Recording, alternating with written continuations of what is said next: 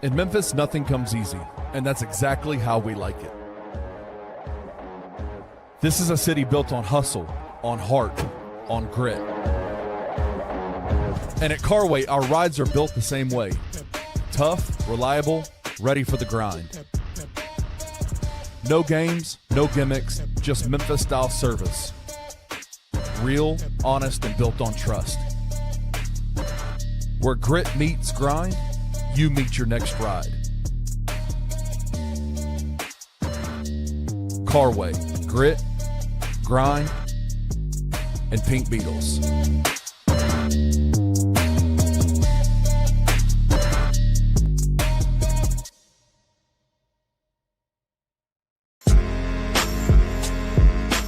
In Memphis, we know a thing or two about resilience.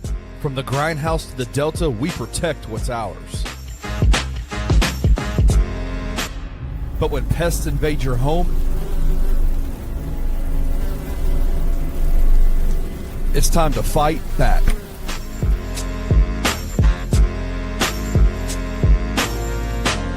Grade A Pest knows how to handle what crawls, flies, and bites. With local experience and guaranteed results. I'm Reggie with Grade A Pest Control. We service the Memphis metro area. That also includes DeSoto and Fayette County as well. Grade A Pest has the entire Mid-South covered. So if bugs and pests put you to the test, let Grade A solve your problem.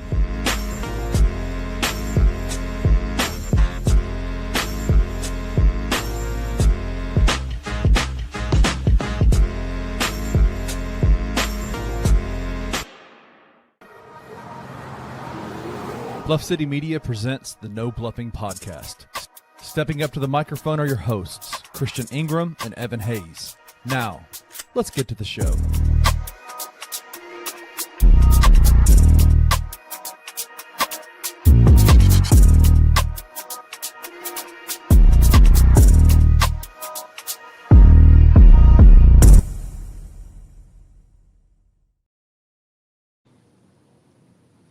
Grizz Nation. Okay.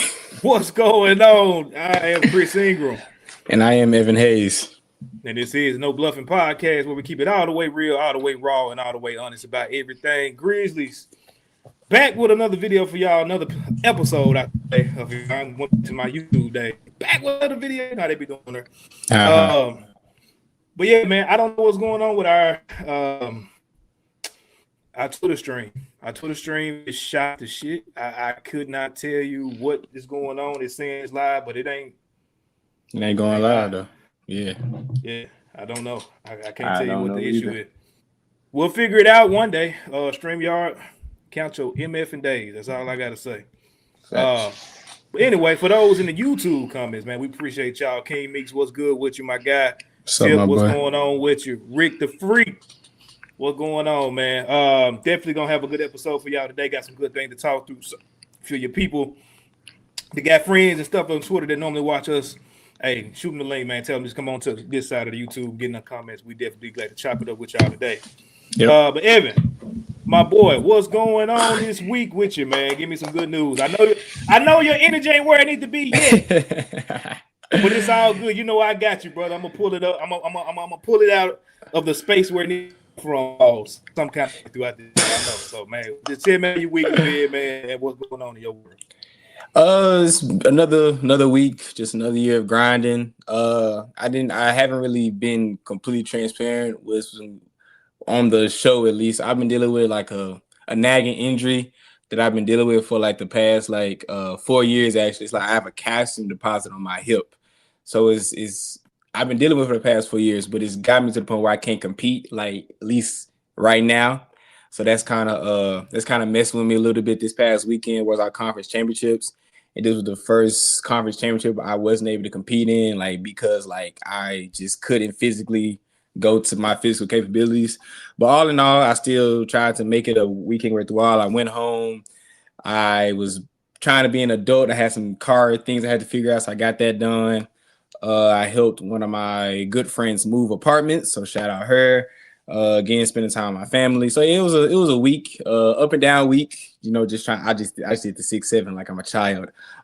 Just trying to get things together. But all in all, I am blessed to have breath in my body. And as we always say, it's no good for complaining because it won't do us no good. But I feel like it's good to vent as men. I know I really want to talk about that at the end of the show because I know we both want to talk about like men's mental health and all things like that. So I'm using this because I haven't really shared that with a lot of people. So everyone knows like my sport is a big part of my life. So when like it's nagging me to the point where I cannot compete, at least to my high standard that I have, it messes with me a little bit. So other than that, it's been another day of grind, another day of schoolwork, but overall I'm okay. So that's just, if y'all see my energy a little low, that's the main reason why. So all that, but all in all, I'm good, man. I've been there, my boy. We can really talk about it right now, bro. It ain't on the docket, but this show, shit, we'll go off the rails quick. It was a situation, and forgive me, man, if you guys name, bro, please do the respects of make sure I say this man's name right. Yeah. But it was a recent NFL player that don't know this past weekend. He did, from all reports that I've seen, self-transition is the words that I'll use. Yeah. And his name, Rondale Moore. Rondale Moore. Thank you. I couldn't get it. Rondale Moore. Wide receiver. A guy that had dealt with, I believe, 2 back-to-back season-ending injuries, back-to-back. And I've been there, bro. Like, I definitely connect with that. I've seen people, obviously send their well wishes and thoughts and prayers and talk about as men or just as human people, human beings. We have to definitely check on our people and check on our own mentals. I've been there, bro. I've had 2 quote-unquote major injuries where, like, my seasons or whatever were cut short, both in promising seasons at that. Like, things were going really, really well for me at the time. Yeah. And for those of y'all that, like, watch sports through I would say just a entertainment lens, which at this point, shit, a lot of us are. I know for me, I am. Like, I ain't getting back on no field or no court. Yeah. No time soon. But watching it from through that lens, you look at guys that go through stuff and you say, hey, why couldn't you push through? Like, it's even right now with Darren Peterson. We'll talk about college prospects here in a little bit. Yeah. But he's going through, apparently dealing with something. And my eyes have kind of shifted on that because I'm looking at his high school tape and I look at his college tape and it does look different. Yeah. But we talk about these athletes, man, like pushing through and deal with it. You're making all this money, you're living this life. Bro, if you haven't went through that, like, you just won't ever understand. Like, I want to say my very first one was my 9th grade year, bro. And coming into my freshman year, I'm balling out and, ready for my freshman season at Germantown High. Like, I'm like, all right, cool. I'm going to do what I got to do. Maybe get on this varsity team at some point. And one of my goddamn teammates of all, hating ass teammate, like, to this day, I don't really mess with to this day. Like, it's that bad for me. Or to me, smoke. Put his helmet in my knee in a freaking drill. Broke my knee and I'm out for the entirety, like before the season even got started. And so I'm dealing with that mental aspect of that, as well as going through the rehab. And bro, when I tell you that's some of the most depressing times that I've ever had in my life. Yep. Like ever as a 9th grader. And then like I don't really like, I'm not saying the mental health is like people. Well, no, I will say that some people do lean on and abuse this whole mental health conversation, and I don't bring it up much. But bro, like, it's a real thing, dog. Facts. Yeah. And I'm not saying I wanted to hurt myself or nothing like that, but it's just a tough thing to deal with. And sometimes when you don't have the tools or the support around you, luckily I did. But for those that don't, like, you can end up in that situation, bro. So if you want to, kind of shed light on that before we get into the sports side of it, man, definitely, I want to give you that opportunity because, like I said, I didn't plan on talking about it, but I definitely understand and I relate to that so much. You know what I'm saying? Yeah, 100%. Well, first of all condolences to Mr. Moore and his family. Absolutely. I can't imagine. I don't want to get too deep. I had a friend not too long ago, like in my senior year of high school, that I played basketball with. He went to White Station High School and he ended up, doing what he had to do. Well, he didn't have to do, but doing what he thought was best. For similar situations. He was a friend of mine. So this kind of thing hits home for me personally, especially because I lost a friend a few years ago with that type of thing. But with me personally, like this injury, I picked up this injury during my senior year of high school. And it was literally, I remember the day I was talking to my high school coach about this. Like it was the day, like a few days before the state championship meet. So I'm going to my last, high school race. Like I want to really come on with it. And my dumb self, I wanted to get some extra block start work in after practice. My coach was like, Evan, you had a good day. Chill. He's like, nah, coach, it's my last meet. I want to, get a few extra reps in. So I get out and I feel something in my groin. I'm like, oh, that's a little weird, okay. Like, all right, whatever. I feel stuff all the time. Pause. So I go to the meet, ran, got 500, got second in the 4x2, fifth in the 200. So like overall, pretty good day. But at the 200 was my last meet of the day. And the last 50 meters, I felt something super abnormal, like in my left leg, same left leg. And I finished the race, PR and all that, but I had to get carried off the track. Like I had to get limped off the track. And I remember my parents in the stands, they looking down like, yo, like what's going on? Because I didn't tell them beforehand that I was dealing with something. I didn't want to it was my last meet. They was driving in from Memphis. Like I didn't want to give them like any type of, it was supposed to be a big celebratory thing. Like my grandma was there, my brother was there and all that. So I didn't, but when they saw me getting like helped off the track, it was like, okay, like what's going on? So I finally, long story short, I finally got an MRI and they said it was started as a growing strain, but it turned out to be a calcium deposit on my hip. If I bet Dr. Buckets, if he's in the chat, he will understand this. We got to talk about this later. A calcium deposit is when there's these things called crystals and kind of inflammation on your bones that puts chips on your bones. And you normally see that in people 50 plus. You don't normally see that in 19-year-old, 18-year-old at the time kids. So they were kind of confused about why I was dealing with this. So my dumb self again, I'm like, okay, I'm gonna just try to PT it. I went to physical therapy, all that, So I've been trying to manage it since I've been 18. I'm 22 now. But if I stand up right now, I can't put my left leg straight up in the air without it shaking. I cannot do a hamstring stretch on my left side without my hips turning.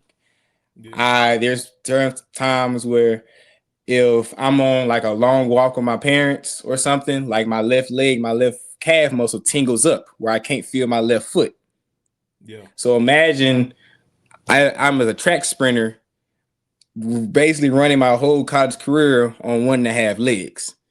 You see what I'm saying? And me constantly have to do extra recovery, extra stretching, extra foam rolling, all this extra stuff to just be able to run and just for me, just be able to walk and lay in the bed without like super big uncomfortability, So somebody told me they used to call you like Biggie Smalls or something like that.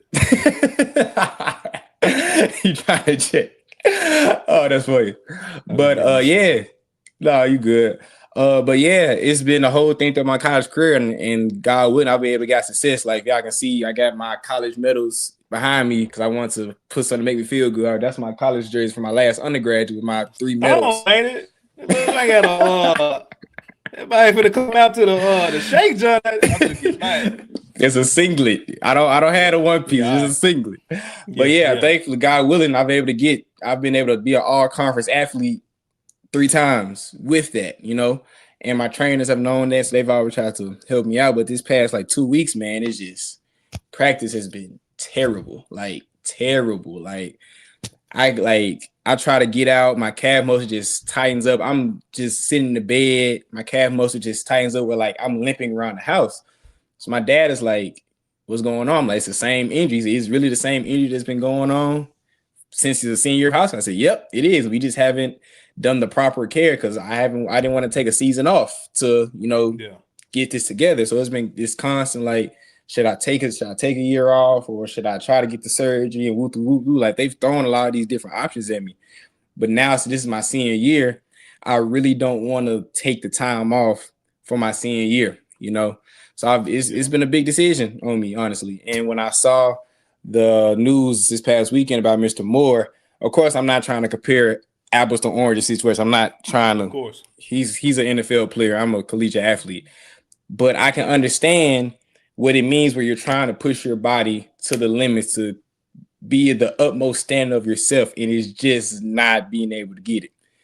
And My you have last to do year, over the decision of how you're gonna handle it too, because exactly. it's maybe some time where he may not have wanted to do surgery, but you got to try to be in position. Exactly. So I totally get it, bro. Yeah. So I've for the past now I'm really thinking about it now since I'm about to see the end of my collegiate career. Now since I'm getting out of the athlete side of it, I want to see how I'm gonna live just as a regular person because I don't want to be 25 years old and I can't bend down on my left side because I got some jacked up down there, you know, and that's been kind of messing with me. So that's just my testimony. You know, that's just something that's been weighing on me a lot over these past weeks because I haven't been able to run to what I'm capable of. You know, like I haven't even sniffed the times I've ran in my undergrad in my past few years. And now being at this past weekend, I was at a conference championship because track isn't like basketball where you have like every game, you have another game. Like track, you got maybe 3-4 opportunities out the whole year. And when you conference championship, that's when I say that's when money on the line. That's when you get your medals and all that. And I've always prided myself of being a big track time performer. Like when the money's on the line, I've always prided myself to being the best of my ability. No matter how my season going beforehand, I want to be able to put my best foot forward and be able to compete for my team. And being that this is the first time I haven't been able to physically, it's really hit me. You know, because at the end of the day, I'm a competitor. Like I hate to lose. So the fact that I wasn't able to even put my best foot out there, it did rock with me. Like I'm full transparency. Like it did hit home with me. So that's why I went home. Like that's like you said, I had that support group. My parents knew that. It was like, hey, let's come home. Let's take care of your business, do with your car. We can chill at the house, watch some basketball. That's something me and my dad don't do as much because I'm at school. We just sat down and watched all the college basketball games. Something that we'll talk about later. So if you're dealing with anything, please surround yourself with people. And at the end of the day, you got to talk to God at the end of the day. God is the answer to everything. So if you don't feel like he's not here, he always is. So I'm not trying to be preaching because we're almost 20 minutes of the show. But when I saw that with Mr. Moore, like it definitely hit home with me, especially someone that's dealing with an injury right now. So dealing with an injury, not dealing with an injury, family stuff, relationship stuff, like it for men, women, everybody, like it all matters. Like talk to people, talk to God, because there's no reason why you should be at a point where you're going to harm yourself in any type of capacity because you feel like it's just too much. So, yeah, I can speak all day about my battles with mental health, but when I saw that with Mr. Rondell Moore, definitely hit home with me. So I'm off my soapbox and my preacher for the day, but I definitely want to touch on that. For sure. I'm definitely going to be calling you Biggie Smalls going forward. We'll let you know that. Most definitely. We both can relate in that regard. Those of you out there watching and listening, you know, overall, at the end of the day, if you can, because I never want to say you shouldn't reach that point, but if you feel like you're getting to that point, please reach out to somebody. I've said this before, even years ago on this podcast. You can hit me in the DM. Facts, and you know, I'll be willing to, you know, I sit there and just listen. You know, I don't got to give my, like, I'll just sit there and be the ear to listen, man, to reach out. If you feel like you don't got nobody, because that's a real thing, bro. And all we got is each other. I say at the end of every show, do something that makes you feel good, something that makes you happy, something that puts a smile on your face for a reason. And I hope that this conversation and things that y'all are we are sending out there really kind of help us really hone in on that and really realize how important that really truly is at the end of the day. So anyway, now that we got that out, I need to play some upbeat music to get the spirits back up. Didn't want to take y'all down that road, man, but it's always something to talk about on this show as far as mental health. Like I said, if you've been a listener of this show since its inception, we've talked about mental health on here a couple different times. Facts. And we'll continue to do so, man. So, man, definitely in your corner when it comes to that. But we're going to go ahead and get into the No Bluffin' news. Yes, sir. And chop it up about a couple of cool topics we got for y'all this week. I'm excited, especially to talk about the NBA draft prospects. They have just been hooping. This has been an exciting week. I've never watched college basketball as much as I have probably over the last, 3 weeks or so. I think I'm gonna drop these comments off of the screen, Evan, because I don't know why StreamYard is doing that. It's tripping on the end or something.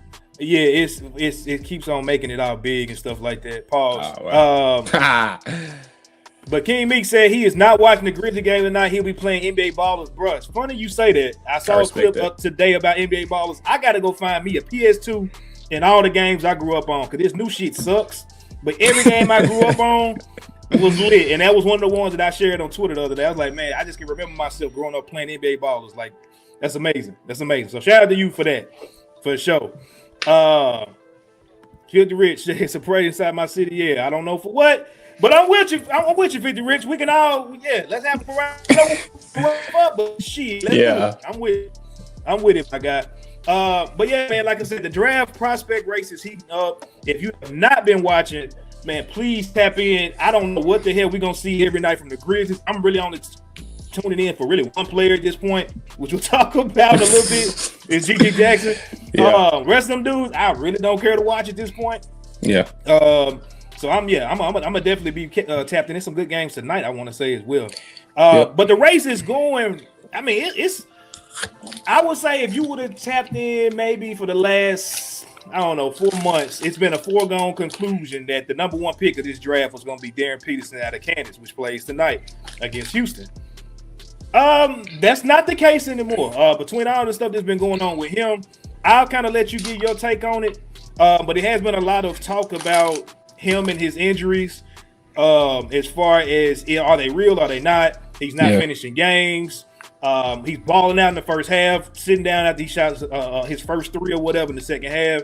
You got AJ DeBonster that's going out here just, for me, he's number one now. He's just showing that a big wing that can do all the things he can do makes the most sense to really start your franchise with. Cam Boozer is just still solid. People are critiquing his game. And then you got guys like that we've been championing on this show. Darius Acuff last week putting up, I'm gonna call it a hood 50. It was 49, but it was a hood 50 to me. So just talk about like where you stand with this whole race. How do you feel about it? Do you feel like the boards are changing in your mind? What's your thoughts on this whole race? And y'all let us know in the comments how y'all feel about it as well. Yeah, man. I would say first like 5 to 7 weeks of the season, I would say Darren Peterson was the consensus number one pick. Just facts, JD. I am. I'm just. That's not crazy to say. It's not crazy to say it. I watch every Arkansas game like I'm a goddamn Grizzly fan now. You're right. No, that's 100%. I wouldn't say I'm a de facto Arkansas fan yet, but the fact they got Darius Acuff and my peer of mine, Billy Richmond, both playing like 25, 30 minutes a game, I love watching them. And DJ Wagner too, but he's kind of, because Billy Richmond's playing so well, he's kind of been negated to the bench now. We ain't gonna talk about that. This isn't an Arkansas podcast.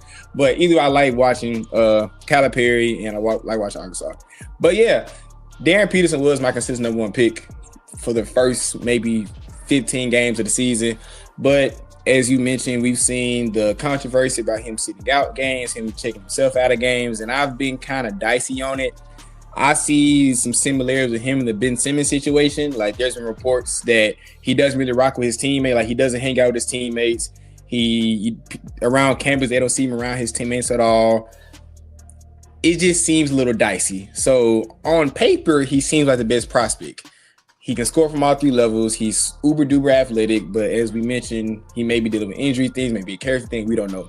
But being in the process, AJ DeBonster has taken over as my consistent number one pick. He is playing, in my opinion, the best basketball we've seen the freshman wing probably since Kevin Durant. Like I really tried to think back on like freshman wings that have looked this good and this polished so early. I would like to put him right behind KD. He's averaging over 24 points on the year on positive shooting splits. He's playing 40 minutes a game, not 40 minutes a game, but he's playing consecutive minutes. I love everything I'm seeing about him. He just knocked off Iowa State this past week, where I had the stats pulled up. On a 79-69 win, he had 29 points, 10 rebounds, 9 assists, 10 for 17 from the floor, 2 for 4 from 3, and 7 for 9 from free throw line, and played all 40 minutes. And he said after the game, I'm in shape. If I gotta play 40 minutes, I'm gonna play 40 minutes. Going to him, Cameron Boozer had another great game. He's probably the front runner for National Player of the Year because he's played all the games and he's on who's going to be this week the number 1 ranked Duke team against Michigan. He had 18 points, 10 rebounds, 7 assists on 34 minutes, 6 for 10 from the field, 1 for 2 for the 3-point line, 5 for 7 from the free throw line, and 2 blocks on the day. So for me, it's turned into a 1-2 race between Boozer and DeBonta. I think this freshman class is stacked, but I feel like it starts and ends with those two. I don't think Peterson's going to make it past number 3 or 4, but I feel like just in what I've seen this year, DeBonta and Boozer have separated themselves as being the best players in this draft. Personally, if we're going off a best player, I think who I would love DeBonta, but we talked about last week how I feel like I can get kind of cluttered with the wings, but I can just dream of a Boozer Edey front court. That just makes me so excited. If we can somehow get Boozer, if we somehow get left into a top 3 pick, a Boozer Edey front court, we're gonna lead the league in rebounding again because they rebound the ball at such a high clip. They both play great defense. They can both contribute on both ends of the floor. So I've loved everything I'm seeing. I want to let you talk because I have a lot more to say about like everything I saw this weekend. But for me, it's definitely been DeBonta and Boozer who's kind of separated themselves from Peterson, in my opinion. Yeah, the Peterson thing is weird. Like before even this last week, I think I shot in a group text like a couple of times. Like I wouldn't, if I'm the Grizzlies at number 1, I wouldn't pick him. And one thing that shout out to my guy Anthony Sain has been on is like if he would do it as long as, and I agree with this, as long as Darren Peterson come out and says like, I want to play for the Grizzlies, or that's not on my list of teams I don't want to go to, then I would do it. But it's still the way that he moving. It's kind of like I've seen this before. Seeing it right now to a certain extent. Yeah. I don't want to do that again, bro. Like I really don't. Like I'm cool. I'm really cool on that. But a cool little stat, bro. I was looking at over the last 26 years since the year 2000. The amount of number 1 picks that were small forward guys. Can you guess how many in the last 26 years have been number 1 picks? Okay, you're trying to test my ball knowledge right now. Okay, so you got KD. Are they classifying Ben Simmons as a small forward? KD was not the number 1 pick. Oh, he was not. He was number 2. Greg Golden was number 1 pick. Okay. So you got Ben Simmons. Are they counting Paulo Banchero as a small forward? Ben Simmons played point guard in the league, and Paulo was playing the 4, so I don't know. Okay, I'm trying to think like coming out of college. Like for sure this guy is a small forward. Like we know KD is a small forward. Paul George, Kawhi Leonard, like those type. Yeah. Okay, so you ain't got to really like. I'm trying to think. I'm trying to think small forwards in the past, like because Blake Griffin. I'm trying to think like early 2000s. Of course, you went through like the centers, like Cat and Edwards. He's a shooting guard. Yep. I'm really trying to think. Is my ball knowledge bad or just give me a number? No, just give me a number. Just throw one out there. 3. That's exact. Oh, it's been 3 surefire small forwards that have gone number 1 in the last 26 years. That is insane. It was LeBron James. Yeah, I just had the thing up and I just screwed it up. LeBron was 2003, so yeah, that makes sense. Yeah. Where'd it go? Good God Almighty, this is good producing right here, y'all. Don't hold me to that. It was LeBron James. It was Andrew Wiggins. Yeah, Wiggs. Yeah, out of Kansas, 2014. And then you kind of could throw Anthony Bennett at there. I guess you could if you want to say like. He was weird to me. I don't know. I think he was just a player. Small forward. Yeah. He was just a turd is what he was. But yeah, technically it's like 3 of them dudes. You might want to swap Anthony Bennett for Zion because he kind of to an extent played through. Yeah. I don't know. He was weird too. Yeah. But yeah, it has not been a lot, bro. Like it's not been a lot. And my thing is this, like in a league where at this point you're a wings league. Wings are at a premium. You don't have the chance to just go out there and sign a trade for wings. People are not giving those players away. Facts. I feel like if you have the number 1 pick, AJ DeBonta, especially coming off the game where he's lost his point guard last week for the season, he goes to that game. And again, if I got to give my guy Darius Acuff a hood 50, I got to give AJ DeBonster, a hood triple double. I got to. He was 1 assist away, I believe. Yeah, that's what I said. 29, 10, and 9. Yep. Like that dude, he showed everything that you want: shot making, playmaking, rebounding, hustle, leadership, defense, chemistry, defense. He showed it all, bro. Like everything is there, and this dude ain't even got really, in my opinion, just a proper trainer to get with him, lock in with him, and perfect his game. And so, you know, I got my theories of why. We'll talk about it, you know, at some point. But if the NBA does bless us with the number 1, the number 2, or the number 3 pick, I'm doing everything in my power to make sure AJ DeBonster is in Memphis. Because if you have a lineup of whoever the point guard may be, you can go get another point. You can get a point guard with the 2nd pick, because there's a lot of guys, it's a lot of point guards in this draft, especially at the top. Yep. If the job situation works out, I still don't think so. I would love for it to. Let me make sure I put that on wax, because people get that misconstrued for whatever reason. If Ja in the front office work things out, I want Ja Morant here. Like, I would love to see that. I obviously want him healthy as well, because having him here and not seeing him play does nothing for nobody, not even himself. But whoever's at point guard, if you have Cedric Howard, G.G. Jackson, and A.J. DeBonster on your wing with Edie, like, I'm not putting any one of those guys at the 2, 3, or 4. I'm putting them on the floor. Go play defense. Go get the ball. Whatever you got to do. I'm not giving y'all a position. I just want them 3 dudes in between a point guard and Zach Edey. If you have that, the Grizzlies franchise is in good hands for the next 10 to 15 years. And for that reason, he's number 1 on my big board for the Grizzlies. And I would say, just from an NBA perspective, I would put him number 1 overall for that reason. So Cam Boozer, you know, had great game. I think he'll be great with Edey. Like I said, Peterson, if he decides and says he want to be here, which is wild to me because I don't think that's happening. Yeah. And my boy Acuff, I'm just gonna go ahead and say it. He should be a top 4 pick in this draft. Whether it's us or somebody else, he's showing that it's just the best guard outside of Darren Peterson, talent-wise, leadership-wise, charisma-wise. He's that guy, and I would want him on my foxhole any day of the week. So we'll get deeper on the draft as it goes, but make sure y'all tapping in every night to these games. Shout out to the NCAA. I don't know who's running that. I don't know who the Adam Silver, the NCAA's like the commissioner schedule, the commissioner is. I don't know who he is.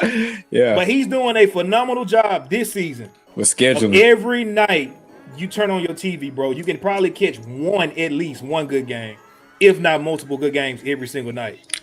I just want to throw out one stat with our favorite player, no Bluffin's favorite player, Darius Acuff. I just want to read off these, numbers. Elite freshman point guards under John Calipari had Derrick Rose, 14.9 points. Don't do this to me, bro. You gonna make me go on a tangent, bro. I'm just saying we can keep moving. Derrick Rose, 15 points a game, 4.7 assists, 47% from the field goal. Tyreek Evans, 17 points, 4 assists, 45.5% from the field. John Wall, 16.6, 6.5 assists, 46% from the field.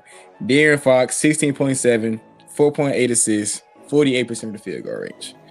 Darius Acuff Jr., 21 points, 6.5 assists a game, 50% from the field goal, and over 40% from the three-point line. That's all I got to say.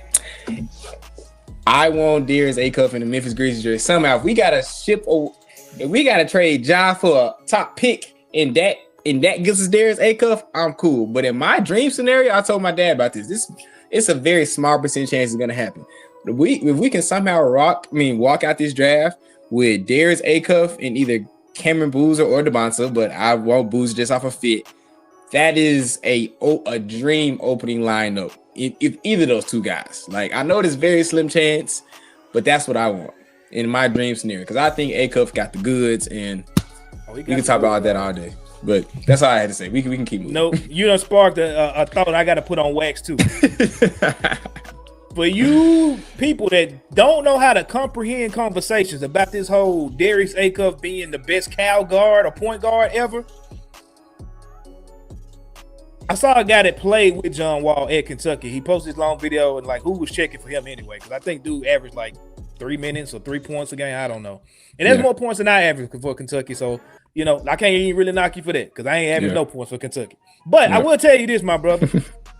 when you talk about John Wall's assist numbers being better than A Cups, all right, cool. He averaged close to about 5 more assists a game. You tell me how many first round picks is on that Arkansas team right now with Darius A Cup. You tell me how many ball games that Arkansas team will win without Darius A Cup. And then you go back to that John Wall Kentucky team and tell me how many first round picks they had on that team. Hint, hint, I'll tell you, they had 5 of them things. One of them being DeMarcus Cousins, which is probably one of, if not the most talented big man of the last, 10, 15 years, in my opinion. Yeah.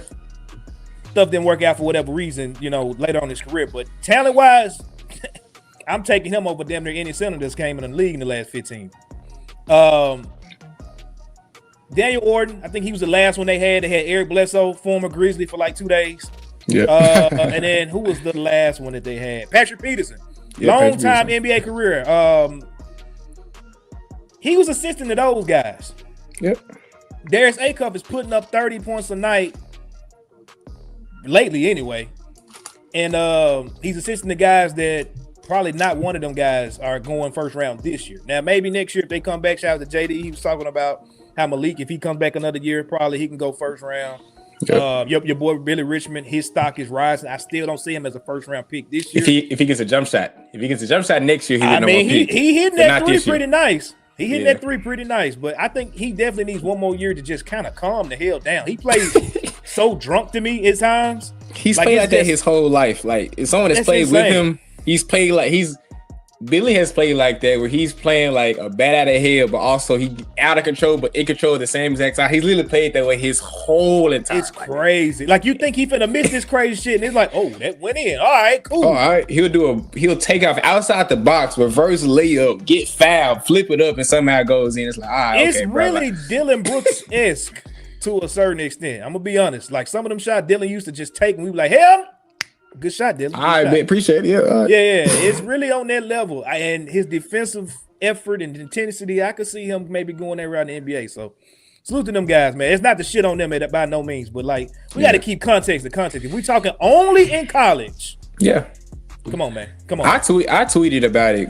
I tweeted about it. Like I think he's number 3 behind Derrick Rose and John Wall. We're talking about just pure college tape. I feel like he's Calipari's third best guy. I'm looking at it, I had his stats slightly wrong. I was looking at an old tweet. Now I'm on ESPN. He's having 22.2 points, top 10 in the nation, 6.2 assists, 50.5% from the field, and 43% from the 3-point line. Like, come on, dog. 50, almost 50. Well, he's not 50, 49 because he shoots 75% from the free throw, but 47% from the 3. For a college guard, where he is the offense on a top 25 team. He is offense. Come on, dog. Anyway, I ain't gonna stay on this too long because everybody else done probably beat this to a pulp at this point, as far as Grizz, podcast, media, whatever. But for those that don't know, Scotty Pippen Jr. was in a late game scuffle over the weekend against the Miami Heat. I don't have the video. Go on Twitter, go on YouTube. If you didn't see it and watch it, it was pretty cool. Just for the simple fact that I've been tired of Grizz players getting punked every freaking time and not doing nothing back. It's been that way this whole era outside of, I'm going to go back to maybe Jay Crowder standing up for himself up in New York. And it's certain players on this team that just kind of walked out the way. I'll keep it at that. It's been players still on this team that have gotten hit, thrown out and nobody on the team has did nothing. Like y'all just sit there and watched it. And then y'all call everybody y'all brother, but y'all don't stand up for y'all brother when they get tossed around like a rag doll. So salute to Scotty Pippen Jr. This is just from me for getting knocked, hit, whatever, and going there and like an old black dude, putting his finger in his face, and then putting his hand in his neck and taking him to the ground. And you ain't gonna play with me like that. Yeah. Thank you. Shout out Scotty. For that alone, you should be able to be a Grizzly for the rest of your career. I know we got going through rebuild, so that may not happen. But hey Rick, it wasn't just Trip. It's been a couple of these. It's a lot of these dudes that been on this team that done got punked. It ain't just been Trip, and I've been hard on Trip too, but it ain't just been him. It's been a lot of them. I kind of honestly, and I know we're praising Scotty right now, but my mind directly went to when it wasn't your fault, but when you passed the ball to Ja that led to him getting tripped out of the air. where was this energy when your point guard got tripped out the air in game 3 of the playoffs? That's what my mind like. Yeah, Scotty defends yourself. Myron Gardner of the Miami Heat, he definitely initiated it, and shout out Scotty for standing up for himself. He was like, "I be first looked at the ref. He said, "I ain't gonna call. I bet." Come here, let me tell you something real quick. And I thought it was think about it. Might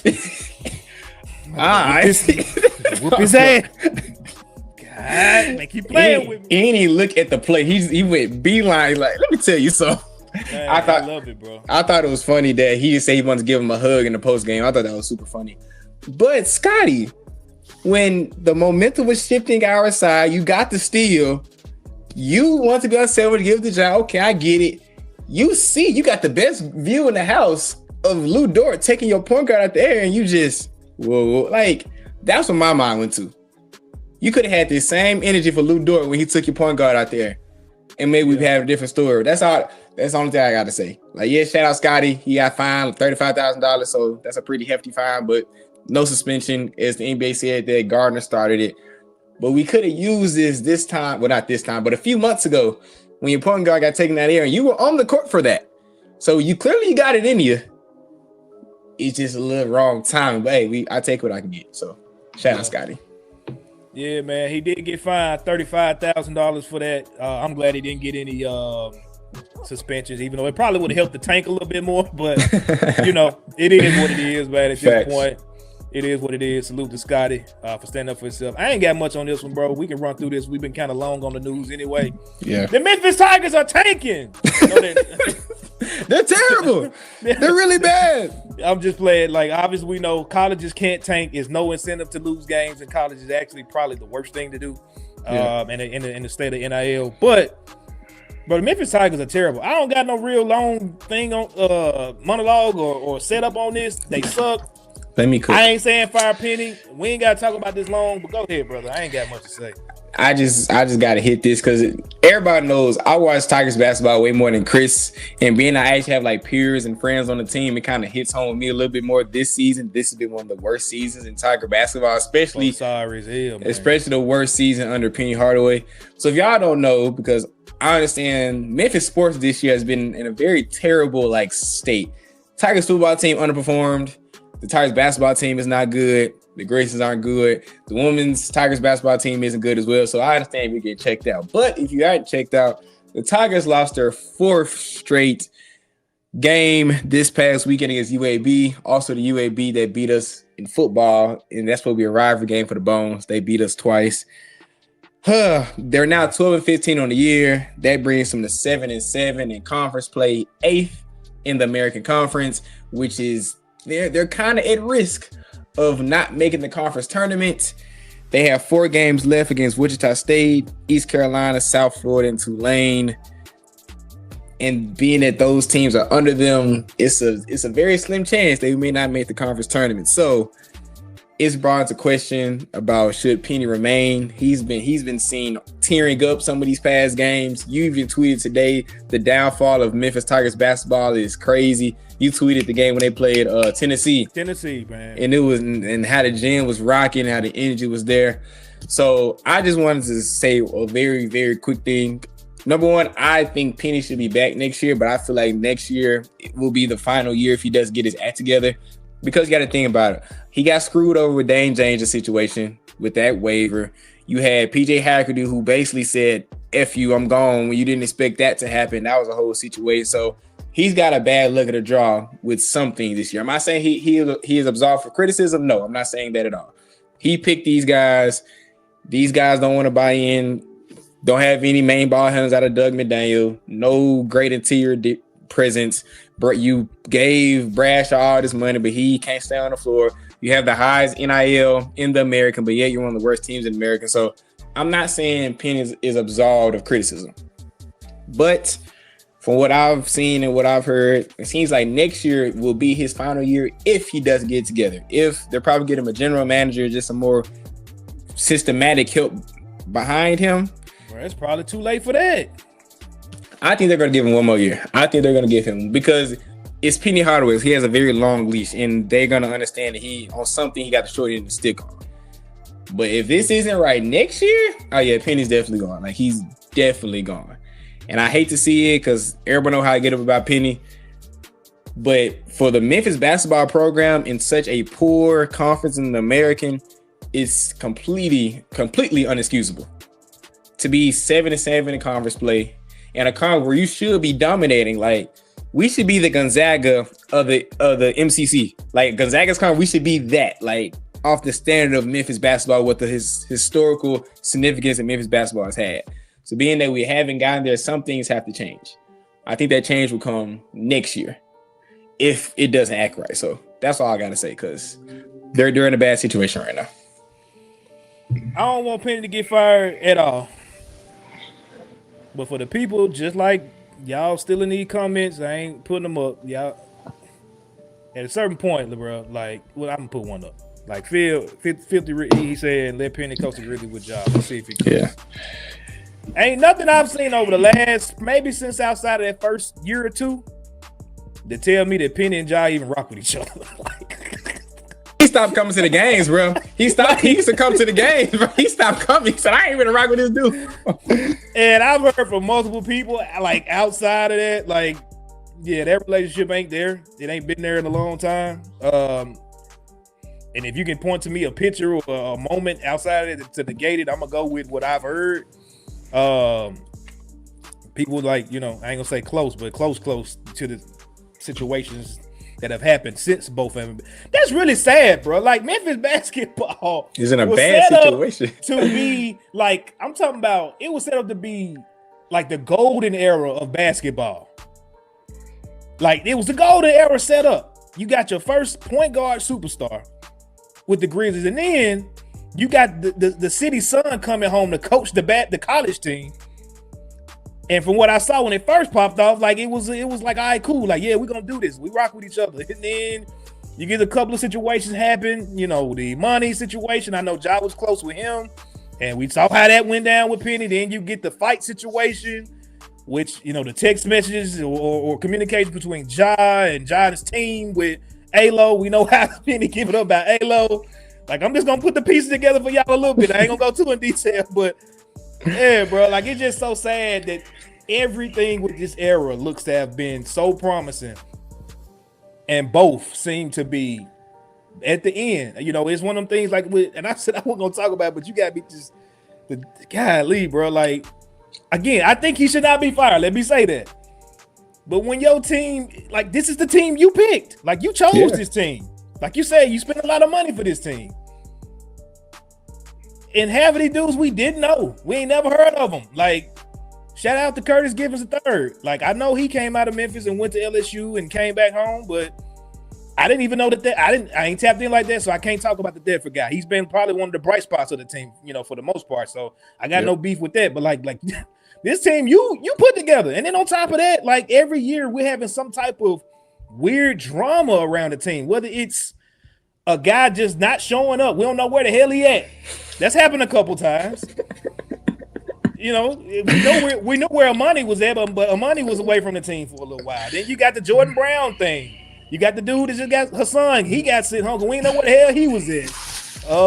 We've had James Wiseman get suspended. James Wiseman played three games. 3 games like, in the form. Malco up there cheating. That was the whole thing.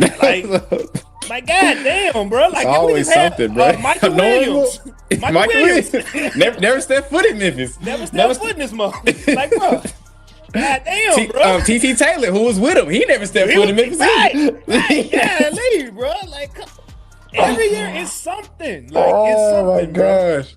So for everyone dude in my comments, I should stop responding, bro. Tyler Harris, man. Tyler Harris, we shipped him off, man. He left, came back, and that was one of Penny's guys. Oh my gosh! Like, bro, like at a certain point, like, this dude was trying to tell me, like, man, this happens everywhere. No, it don't, bro. Like, no, it does not. And y'all gotta stop being homers, bro. Bro. No. It happens to us on a national stage every single year. Every single year we had something. Nope. Okay. All right. I'm not, bro. Right. Like, that's the same thing with the Josh shit. Like, every franchise has it. No, every superstar, bro. No. And it's people that come on this show for one time and they say these things like, bro, we've been riding with these folks for forever. And as soon as we get 1 ounce of criticism, it's like, oh, y'all hating and y'all this. Like, bro, go back and run the tapes, bro. Same with 12. Like, literally, been the biggest supporters when folks weren't rocking with it. But then when you give an ounce of realism or just not, what's the word? Support. Well, not support. Criticism. No, just keeping it real. Like we give it to you on both sides, bro. And then pause. We'll big pause. And we'll just tell you, all right, this is both sides of the situation. This is how we feel about it. We ain't on here pushing no narrative or nothing like that. Like, it is what it is. You can say we ain't telling the truth, bro, but like your truth ain't our truth. It just we may disagree, and that's okay. That's okay. And again, salute the penny, and I hope he stays. It's some other stuff like with the money and the funding. Like the funding has to get right. But at the same time, when you have the most expensive roster, like it may not be where it needs to be, but it is the most expensive. And this other stuff you gotta like. It's things he ain't been perfect in it. Is what I'm trying to say. Yeah, that's all, bro. Yeah, and my thing is for the people that keep saying like, oh, if we get out of the conference, you know, things would change. Like we should be in another conference. We're not gonna get out of our conference if our football and basketball teams can't take care. Exactly. The Big 12 ain't gonna say, hey, let's bring Memphis to our conference if every year we're underperforming and not take care of business. We're getting beat by UAB in football and in basketball. We gonna head over North Texas. Like, what are we doing? I want it, bro. Like I really want. Like Memphis has everything to do it, bro. I don't know what this weird energy is around, you know, these programs or these franchises. Like I said, maybe we can just partner up, hold hands, and pray it away, bro. I don't know, like, but bro, like we're not winning. We're not winning. We're not doing things that successful franchises do, bro. And what I guess the thing I would say this, and we can move on. That kind of disappoints me the most about it all is like Penny. Not only like he's connected with these guys, some of the top coaches in college basketball. You know, the Kelvin Sampsons, the Calipari's. Like he got relationships. I don't know what he needs to do to get the advice or the guidance, support, you know, or whatever to kind of help get the program in those same lights. But it needs to happen, bro, because the city needs it.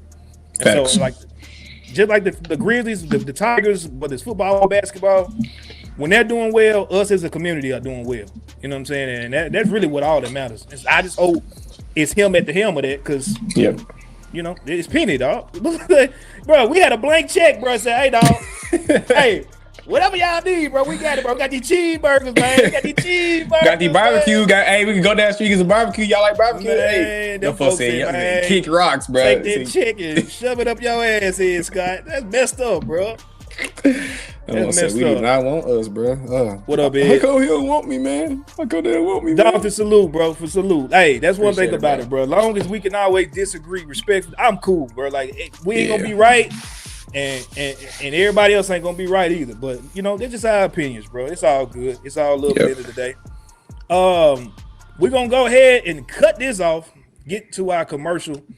On the other end, we're going to talk about the requirements for the Grizz and moving forward this next era, give some guys some flowers, what we think needs to happen, what we want to see anyway with the Grizz moving forward this next era, man. But we're going to be right back on the other side of this commercial. Y'all stay locked in, stay tuned.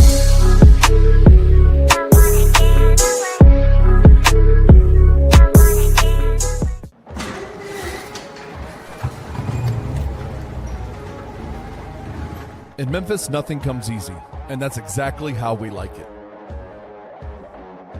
This is a city built on hustle, on heart, on grit. And at Carway, our rides are built the same way.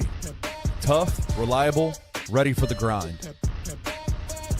No games, no gimmicks, just Memphis-style service. Real, honest, and built on trust. Where grit meets grind, you meet your next ride.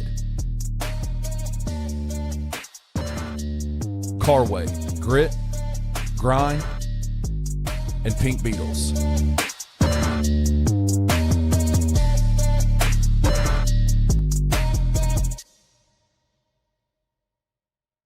Move one of one if there's any way possible to go get Giannis Antetokounmpo like we talked about yesterday. That's priority number one. I would love to make it happen. If he had any interest in coming to Memphis, you give them whatever it takes to get him to Memphis. We could do that move because I don't care about his feelings.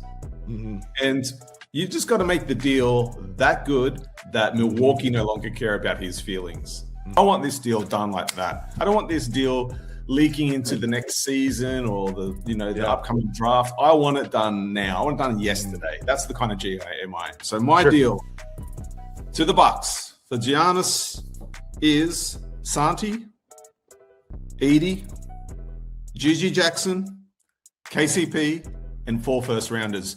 You've got to throw the Bane deal at Milwaukee for them to turn their back on their star and say, this is too good to be true. Sorry about your feelings, Giannis. Thanks for the chip. You're off to Memphis, buddy. Tune into the 2 Buck Sports Show with Rusty Witten and Drew Gann, Monday through Friday at 11 a.m. on the Bluff City Media YouTube channel.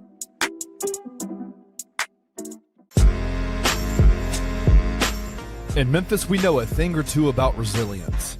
From the grindhouse to the Delta, we protect what's ours. But when pests invade your home, it's time to fight back.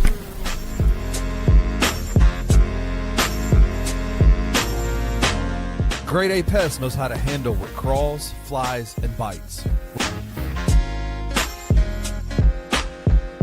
With local experience and guaranteed results. I'm Reggie with Grade A Pest Control. We service the Memphis metro area. That also includes DeSoto and Fayette County as well. Grade A Pest has the entire Mid-South covered. So if bugs and pests put you to the test, let Grade A solve your problem.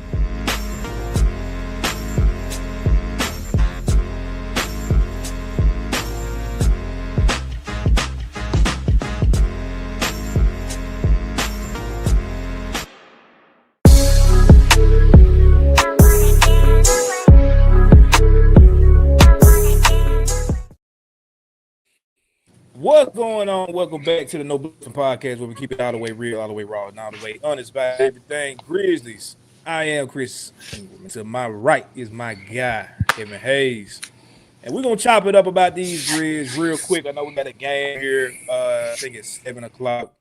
Going against the sorry-ass Sacramento Kings. The tankathon is on. Yeah, dog. Yeah, dog. The Grizz PR, no Anderson or Jerome tonight. Yes, sir. Get them out the game. We need to lose. They try to lose, so we trying to lose too. Goddamn it! It is what it is. Be funny. What if it's like 105 to 103 with like 2 minutes left? What's gonna happen? They just gonna stop hooping? They're like, you take it. You take it. I don't know, bro. I don't know. We got to find a pack commander on the floor for somebody. I don't know who it is. Adam Silver may implode in his brain watching the game tonight because like neither of these teams want to win this game, and they're both actively trying not to win. So it's gonna be very funny to watch tonight. Yeah. Grizz did sign another 10-day. It wasn't Lawson Lover, and they did sign it said guard, but when I looked him up on YouTube, bro, that dude,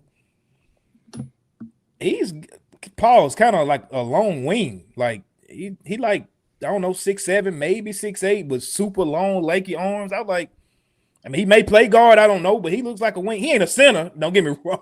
It's not a center, which we need a center. But he got some good defensive playmaking. So I guess, we may not score points, but maybe we can get a bunch of steals with him and Meshack and Omax and whoever else is out there. Somebody.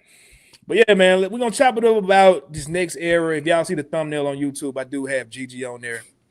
Number one, got to give my guy some props, man. For those that don't know, I got to find the clip because people be trying to come for this GG throne, you know what I'm saying? Like this GG fan throne. I sound crazy saying it. But GG was my guy going into that draft. Like I wanted us to get him before we make this stupid ass Marcus Smart trade. I think our draft pick was like 21, 22, maybe. I think it may have moved to 25. It was in that range anyway. And I wanted GG in that first round that year. And I remember being on a live draft show. I don't know if we were on BCM yet. We may have been still Grizzly. We may have been just on BCM. I can't remember. Yeah. But I didn't know GG Jackson's real name. I just knew GG Jackson. Yeah. And they were on commercial or something like that, and they announced that we drafted Gregory Jackson II. And I was like, who is that? And I looked, I said, "Oh!" Like I just screamed, like I was so excited, bro. Like we had Gigi at number 45 at that, like a talent that shouldn't have been there if he would have stayed in college and still balled out. Probably would have been a top 5 pick the very next draft. But we got that guy, and he's had his ups and downs. But as of late, he is playing. I mean, he looks like a pro, bro. I'll just say that. All the BS he's dealt with as far as injuries, coach playing with minutes, just no direction. It looks like he's finally on the right path. And, you can talk about and how you feel about G, but this segment of the show is more so to kind of talk about what we expect, what we require, what we are looking at as quote unquote rules for the next era. Yeah. So, just kind of looking at a couple of different things, and I'll set the table like this. You put out a tweet, and your tweet, Parrish put out an article, his article, kind of all wrapped into one of what I'm thinking when this. And I'll start with your tweet real quick, and like I said, I'll pass the ball to you. You quoted a tweet it was a video of the Miami Heat. You got the young guys in the background. You got Udonis Haslem. He got his shoes on. He out there practicing with. And I think your tweet, correct me if I'm wrong, but it was to the effect of you wish that our guys, like, the Tonys and Zebos, that they value like being around a little bit more, that they were around more with this past era. And I tweeted back, I'm like, what if it's the opposite? What if this past era that we had didn't really embrace the OGs like this? Like for everything that I've seen, Tony Allen is on or has been on Grind City Media every Tuesday. He's around the team doing events. He's every event that the Grizzlies do in the community, I've seen Tony Allen or Zebo or both with the Grizz player that day that decides to come out for whatever reason it may be. But I felt like they've done everything they can to ingratiate themselves in this era. But I can't say that I've seen that from this era and embracing them dudes as the OGs. Like we'll hear them say grit and grind, and it's cool. Maybe DB was probably the only one I really felt like that maybe F with them like that. But yeah, like even when we talked about it on here before, like even when they retired the jerseys, bro, them dudes wasn't really out there long. Like, or if at all. Like there's a couple of them where they just didn't even show up at all. And for me, I feel like hopefully it's my prayer that this next era doesn't move like that they do embrace the OGs, but that the OGs also try to tap in with them the same way that they tried to tap in with this past era. Parrish, he wrote an article just talking about it's very paramount that also this next era has veterans. Yep. And that we pushed out, a lot of veterans too quickly, which like we would beat that like a dead horse as well on this show. And so with that being said, I want to kind of set the table for you. What are your thoughts in regards to what you feel like is important and essential for this next era? To making sure that they set up for success, bro, because there's a lot of things that if we could go back in the time machine, I'm pretty sure all these guys would do something different. Well, first of all, I want to not correct you, but like to rearrange the thing. I was saying what you were saying. When I said we, I thought I meant we's like the franchise. Like the team valued them more to want them to be there. So we were on the same page. So you thought I meant that Zebo and them didn't want to, you feel me? I meant what you were saying. So I agree with you. I probably should have worded that a little better on my tweet, but we're on the same page on that, first of all. Second of all, yes, I believe because it comes down to a culture. And that's what I feel like we've really been missing, at least we're in 2026 now, at least the past like 3 years. I think we honestly lost our culture the second time we made the playoffs and lost to the Lakers. I feel like our culture was dying that year, and I feel like it's been dead there completely. The reason why, if y'all can see my Twitter algorithm, the two teams that are constantly on my Twitter feed are the Memphis Grizzlies and the Miami Heat. I grew up being a Heat fan because obviously LeBron James, that was the era I grew up on. I fell in love with the culture. Heat culture is a true thing that Pat Riley rules with an iron fist for better or worse. They always have guys playing hard. They're always at the top of the league in hustle stats and stocks and all things of that nature. I'm not saying take Heat culture away, but we need some type of culture, again, where we have a higher standard of excellence, a higher work ethic, and things that are non-negotiables that we're not going to tolerate we can't tolerate those things anymore. We can't tolerate guys. I'm not going to say the guy's name because he's on my shirt, but quitting in the middle of a basketball game. We can't tolerate coaches that make bonehead decisions that play guys for too long or don't put guys in the best position to be successful. Going to Gigi Jackson, the last coach, who shall not be named, in my opinion, not galvanized Gigi Jackson the way that he should.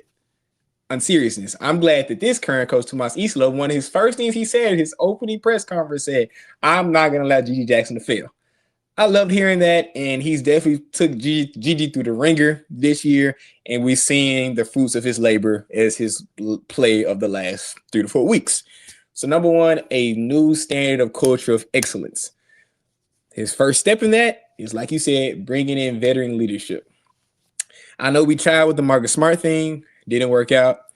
Injuries. I know we tried with Derrick Rose. He retired early, also injuries. So I'm not saying there has not been an attempt, but I don't think there's been a serious attempt to bring veteran guys in here that can still produce on the floor, that can lead this new team into this next generation. I know it's not going to happen. That's why I was one of the biggest fans of bringing Mike Conley here just for a farewell tour, not just because I'm the biggest Mike Conley fan in the world, but because he's a veteran guy that knows how to represent the city well and can teach this next generation what they mean to the city and how to completely buy in. It don't have to be Mike Conley, but someone that can say, hey, this is how you win to be successful in the league. So number one is veteran leadership, which I don't feel like we've been lacking over these past few years on a consistent basis. My main thing is just a clear direction. I cannot stand the whole like wishy-washy. Oh, we're not trying to lose, but we're trying to compete. But we're not. Then we have to. Oh, we're not good enough, so we're gonna bring dogs in. Like, we need a clear direction, saying, okay, the front office saying, okay, here are our guys that we're gonna build around for the next 5 to 10 years, and this is how we're gonna do it. I feel like we are in a too wishy-washy generation when it comes to our coaching staff communication and administrative communication to the fans and some of the players, might I add, as well. We don't have a clear direction. Sometimes guys are not playing. Sometimes guys are sitting. Now, I'm not taking this year because we're tanking, so obviously, but it's just been too much unseriousness about communication with the the front office. It's not school. The front office and the fan base. Those are my main two things. I could bring up a bigger list in the world, but I feel like everything trickles down from those two. We have a higher standard of excellence, bring in vets, and just have a better communication between the front office. I keep saying to say administration like it's a school, and having a clear direction about where we're going and where we want to be in the next 3 to 5, whatever year. Run lately, you're right. So we need a clear direction. I need Zach Kleiman, because I don't want to hear from Robert Perry, because we know he's not here, to say, okay, we're building around A and B and C. Hopefully he says that after we draft whoever we draft, and hopefully they see him as a cornerstone of the franchise. We're going to build around that Cedric Coward, Zach Edey. Hopefully he says Gigi Jackson, but he hasn't said that yet. And whoever the draft pick may be, whether it's a Darius Acuff, a Boozer, and all that, say, okay, this is our clear direction and our new era. If you want to say eras, I hate the word era because it just it screams like very like gimmicky to me in wrestling terms, because gimmicky and all that. But this new direction, this is our new core, and we're gonna build around, and our new image is gonna be this. Whether that's playing fast, playing rough, playing smart, playing efficient, whatever that label is, let that be the direction so you can tell your fan base what you're trying to do and make a clear direction to your players about what you expect and how to get there.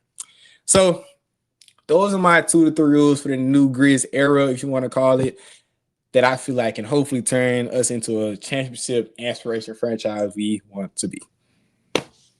You, Chris Ingram. For sure. Hey, Phil, I got a question for you. I don't know if you saw it in the chat. I want to know how old you are. Not in a – I know that sometimes that question come out disrespectful. I'm not being disrespectful at all. I'm trying to see how – I'm actually trying to relate to you. And I don't know. I want to make sure before I make this comment response back that like I know, like kind of like what your age range is. So let me know that in the comments when you get a second. While I wait on that, for me, I'm gonna kind of go back to what I was talking about earlier. I think that it's really And Jaron talked about it a little bit. If y'all didn't read his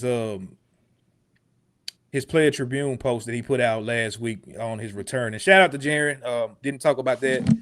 He did return back, not actually playing. Even though I ain't gonna lie, bro, I was thrown off. That man had on full gear, like he went through Full. and I was could have so sworn they thrown said the dude just had surgery. Like, what was That's up what with I'm that? saying. I'm like, bro, y'all tank is a little bit different, bro. Y'all full of crap. Because ain't no way he just had surgery. He has what's the thing? A growth on his knee. But yeah, he went through his full warm. Dan Walker got him in 4K and doing his full warm up. But then when the game started, he in full street clothes. I'm like, y'all doing something. Y'all doing something. Lucy got some planning to do. I don't know.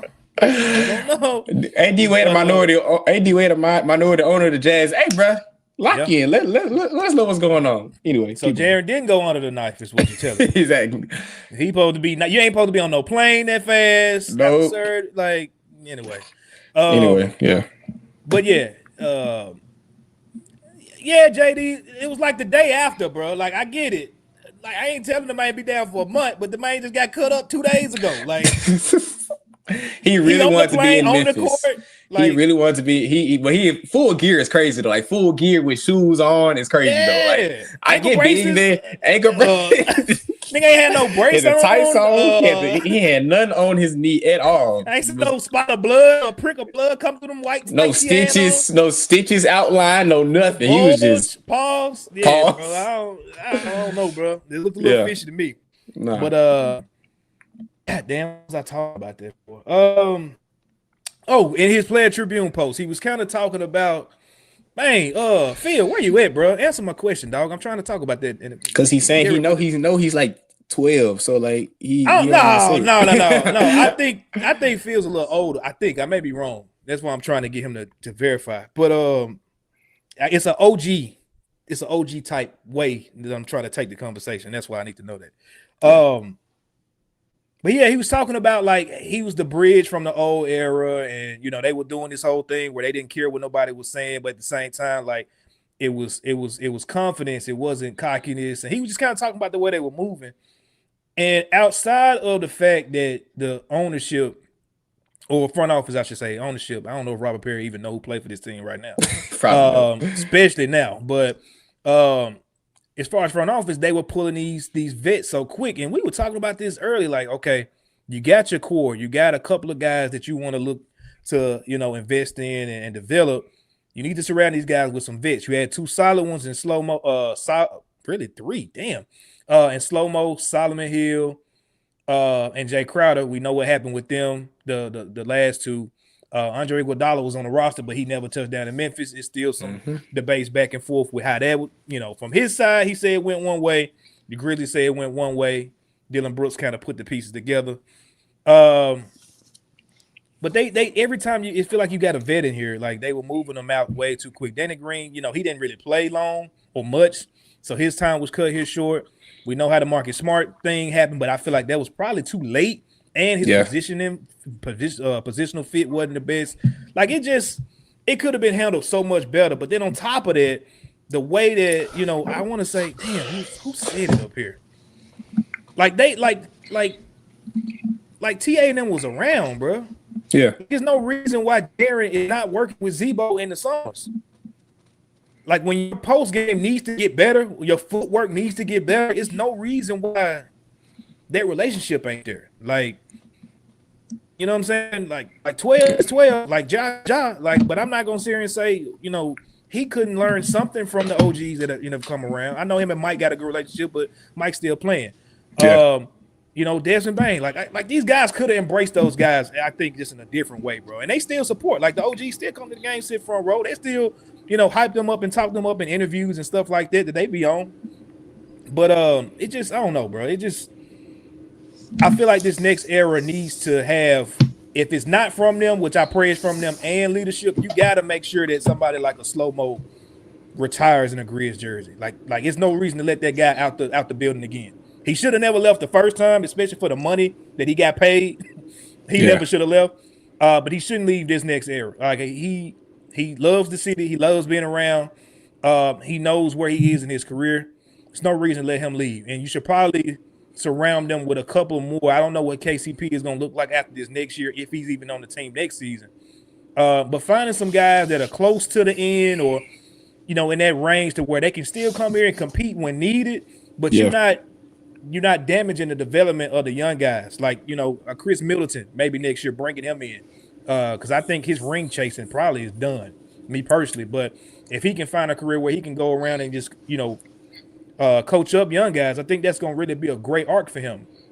I think G.G. Jackson talked about having a relationship with him already. Like, that'll be a perfect vet for him or for the young wings that we got, period. I think that's number one. They have to have some type of just OGism around this because we got too good, too quick, too fast.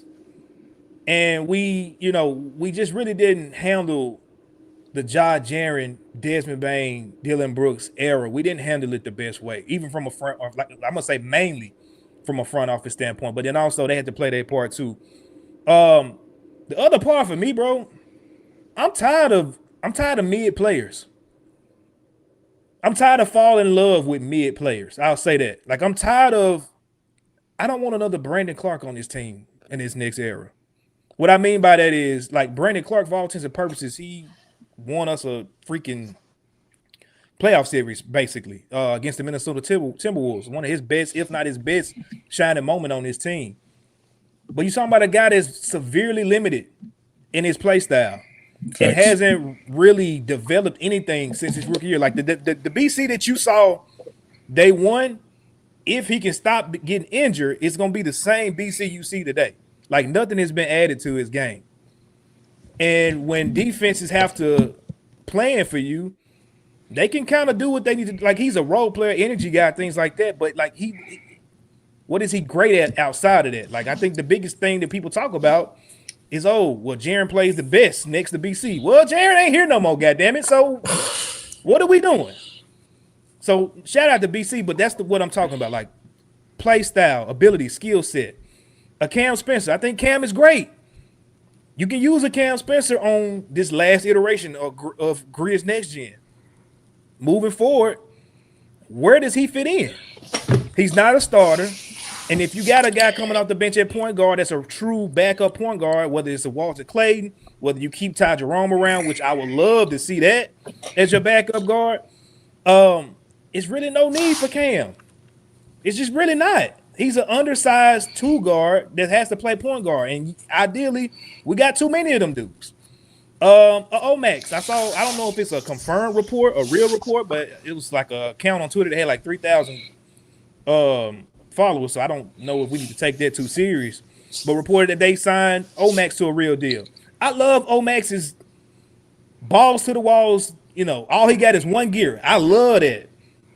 But Omax got a lot of flaws, bro. Like, I'm tired of the projects. Like, I'm tired of that. Like, it's okay to have a couple of guys at the end of your roster that you like, okay, we're going to do this and do that. But, like, us as a franchise, how many of them guys you going to have on your team, bro? Like, we finally got off Jitty. Thank God. Like, Jitty's a great breaking case of emergency. I don't want to ever see Jitty playing over maybe 11 or 12 other guys. I just don't. And I can go down the list. Like, now we got Meshack. Salute to the family. Salute to them. Like, it's nothing to him personally, but I'm just saying, like, what is Meshack? He's not a point guard. He's probably more so a two guard. His three ball is hidden, and he's playing great defense.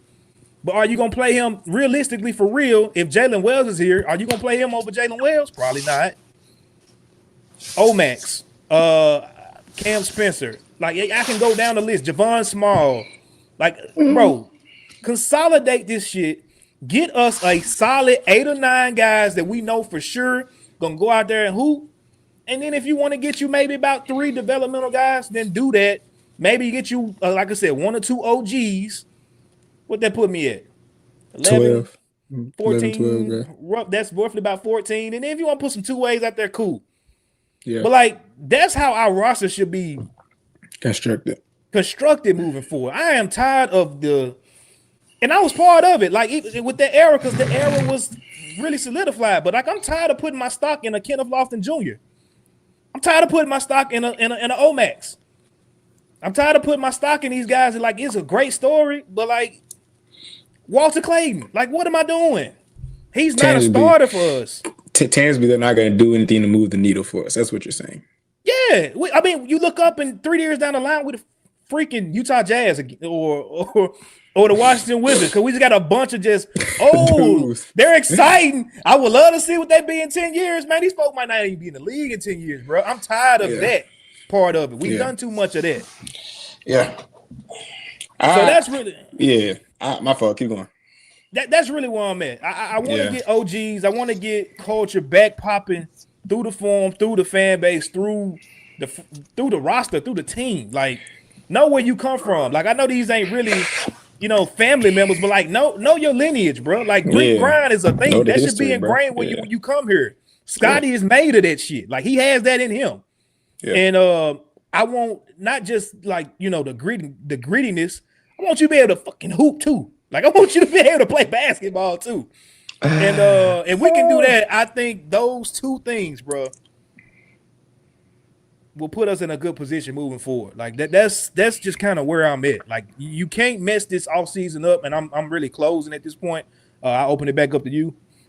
This offseason is really, really important. You got so many picks already. You can get more picks with players that you got. You still got Santi on this roster. You still got KCP on this roster. You still got players on this roster you can move to get more capital if you want. You got contracts that you can move. You got a large trade exception that we haven't talked much about that you can use. You got a little bit of cap space you can use. You got 2 top probably 14 to 13 picks in this draft. Like, bro, Zach Kleiman has the ammo. And I feel said coward when he says this rebuild, this retool, whatever you want to call it, is going to be quick. It's not going to be long. He's got everything to turn this roster around very, very quickly. That's why I don't even care about this game that's on tonight. But who cares? I don't know why y'all get y'all blood pressure up about what we seeing on these night-to-night bases. Check in, check your phone, do what you want to do, and move on. Go watch the college game. Because this summer, Kleiman is set up to do something, pretty good with this team. Now, if he does not do it, that's further indictment on him that we've been on this podcast giving for the last couple of years. But he has enough to retool this roster in a way that can really set us up for the next era. You just got to play your cards right, bro. That's really what it comes down to at the end of the day. Yeah, I love everything you said. There's a few guys you named in there that I would argue with you on that I could see having a long-term least value. I'm not trying to get on that topic right now. No. If you gonna pop that bullet, you put a name on it. There's only 2 names I will push you on. Number 1, Cam slightly, but Cam. The only thing against Cam, he's super undersized. If Cam was 6'6", I would love to have Cam in his roster for forever. It's just the fact, like you said, he's a 6'3" shooting guard that can shoot the ball well, but he's very streaky. And then when guys run out 3-point line, he's not doing much for you. I just always, for me, he'll be that break to emergency type of shooter on my team. You always want a shooter on the team because I love that part. Yep. So that's why I would say I would keep Cam on the team because, like you said, he has the energy, he has to fight, he has the IQ. Clearly, he's absorbed the city, and the city absorbed him. Will he be in my top 10? No, but I still want. Do I still want him in this roster because he fits that mold that you're describing, and he can still give you some spot minutes to shoot the ball very well? Yes, that's the one dude I will argue on for Cam Spencer. Now, I'm not saying he's gonna be in the top 8, top 9, but I still want Cam in his roster. The other guy, slightly, I would say Javon Small, because from just what I've seen for him this year, again, I'm not saying he's in my top 8, top 10. But he's another break to emergency top point guard that he plays gritty defense. He's able to put pressure on the defense with attacking the rim, and he's shown he can handle and distribute at a decently level on the offense. He knows how to run a team decently, and he's not scared of the matchups or the moments. Like, he's not scared no matter if he's played against, whether he's starting, coming off the bench, he's been able to compete. Like, he doesn't shrink to the moment. So those are 2 guys that I'm not saying, like, if we need to have Jamal Small to be our backup point guard for 20 games because somebody, Argo, gets hurt, I'm not mad at that because he's shown that he can do that. Those are the only 2 guys that I will fight you on that I would want to have on this roster that I can see having some value for the next 2, 5, 6 years. That's number 1 thing. Number 2, I don't really disagree with anything that you're saying. I really try to think of another point because we pretty much got the same thing. I just want to see a direction. If that means bringing some more basketball players in, like the one guy that I will always hold true that we let go was D'Anthony Melton. I know why. You don't got to school me on why he left or why he wasn't here, why we traded him. But D'Anthony Melton was one of my favorite role players on the Grizzlies because he fit what we needed perfectly. He can fit with any lineup on the roster. He can affect the game on both sides of the ball. We need guys. I'm not saying get D'Anthony Melton back. I would love to have him back, but if you don't want to get him back, have guys of that cloth that plays a role very, very well and that can affect the game no matter who he's on the floor with. I'm tired of guys like Zion Williams. Well, he plays great with Ja. Like, I'm tired of hearing that. Like, it shouldn't matter who you playing with. If you're a good basketball player, you should be able to play great regardless. Like, I'm glad we've off that thing with Gigi. When Gigi's like, oh, look, he only plays well when no one's on the floor. Now we're finally seeing how he can play when he has competent guys around him and how he's getting the buckets. And we're going to talk about him very shortly in a little bit. So I just want guys just to piggyback off of you. I just want just hoopers. I want guys that are great in their role and that can play that no matter who's on the floor. So that would be my other like semi piggyback off of you. Yeah. Shout out to JD for the Flash reference. The Flash is one of my favorite TV shows ever. Yeah. He says the reason why you don't send out mid-level superheroes for Zoom or Reverse Flash. If y'all don't know who that is, they were the big boss dogs in the Flash TV show. Causing havoc. What you think Killer Frost and Vibe gonna do with them? Absolutely nothing. You don't get the like those are great support players. Yeah. But you got to go get you some guys that are really like other teams are worried about, bro. Go get you some guys that really like they can ball. That's really what it is. I can't say nothing else. You don't send Hawkeye to fight Thanos. When we needed somebody to fight, we called Captain Marvel to come down from the sky and blow stuff up. Hawkeye, you was good. You was cool. I'm not calling you when stuff hits the fan. So yeah, that was funny. I get that. Get out the way. Bye. Bye. I really kind of gave my little flowers on Gigi. If you want to kind of just end on just what you've seen from him, man, I know he's showing he's a winning ball player. That's really all I can say. For all y'all been giving me and everybody else shit that's been riding with Gigi through the ups and downs, what we've been able to see. Like, this is it. And I think it's another level he can even take from here. Yeah. Right now, he's just trying to make sure his spot don't get removed for some stupid stuff. Yeah. But, I mean, I'm loving everything I'm seeing from Gigi, bro. If you want to kind of end it on that, we can get up out of here on that. Yeah, I just want to throw out this quick stat for Gigi. Right now, the last 3 games, he's averaging 23.6 rebounds, 2.7 assists, 1 block on 57% from the field and 40% from 3. Since the Jaren Jackson trade, his per 36 numbers have been out the roof. If I remember correctly, like over 25 points, over 7 rebounds, I believe around like 4 to 5 assists post Jaren Jackson Jr. trade. So I think we're seeing not the final form of Gigi, but the Gigi we envisioned him being after his freshman year. I said freshman. It should have been his freshman year. It should have been his rookie year. This man want to go to school so bad. You had all these school references today? Bro, I'm so ready to get out of school. I'm so ready to graduate. Oh, my goodness. Y'all pray for me these last 3 months so I can get out of school with my brain intact. But yes, we're seeing Gigi being the best version of himself right now. He's not doing too much. He's scoring in limited dribbles. He's playing great defense. So I just want the franchise to galvanize him the way that they should. Like I said earlier, I just want to hear one soundbite from either Tomas Isolo or Zach Kleiman saying Gigi Jackson is a mainstay for the future. I just want to hear that one time from here to game 1 of next year. I just want to hear that at least once. If I hear that at least once, I'll be happy because he's showing that he should be there, no matter if that's starting, whether me and Chris think he should or not, because he definitely should be starting, but just being a 6-man type of role. Like we talked about in the first segment. If you bring in DeBonsa, I would love to see a Said, Gigi, and AJ frontcourt. If you bring in bring in Cameron Boozer, I would love to see a Said, Gigi, Cameron Boozer. Like any that type of combination will be great. I think the front office to realize that Gigi Jackson is a true diamond in the rough. And as much as we love Jalen Wills is not a starter in the NBA. He's a very good role player. He's not a starter on a championship aspiration team. He's like an Iggy. Well, I don't want to. I think I don't know. Yeah, when I really think about it, because Iggy was like that. Iggy was very good. I'm trying to think of a guy like that can fit that mold because he's very good what he does. He's just not a starter. He could be. He's not there yet. You on the right track. I'm trying to think of somebody.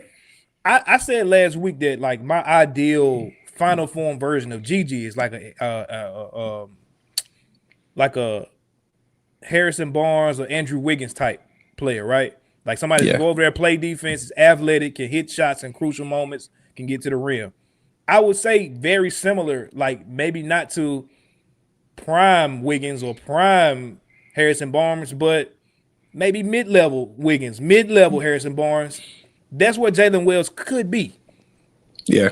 But that man, his finishing is god-awful. Like, I don't want to see his ass on a damn fast break ever again. And Judah, I'm sorry, brother. No, he don't need to be starting for a championship team. Not for a championship team. And I don't know if you just tapped in or not. We were just talking about us falling in love with mid players. Like, he's not starting on probably any other contender in the West right now. Nah. Not one. And so it shouldn't be we shouldn't be the one out of 14, 15 other teams to do that. But I want him on the roster. I do. Yeah, I want him as a backup 2, backup 3.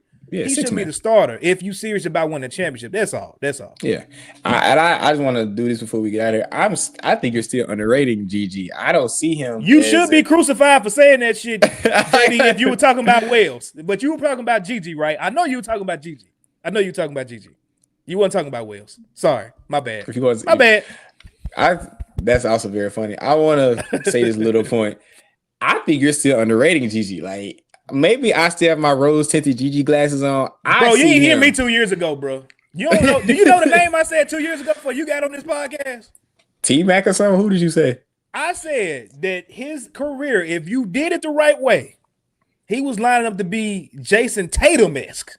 Oh, you could say like best top 5 in the league. That's what you're saying. Like all Jaron NBA. Said it.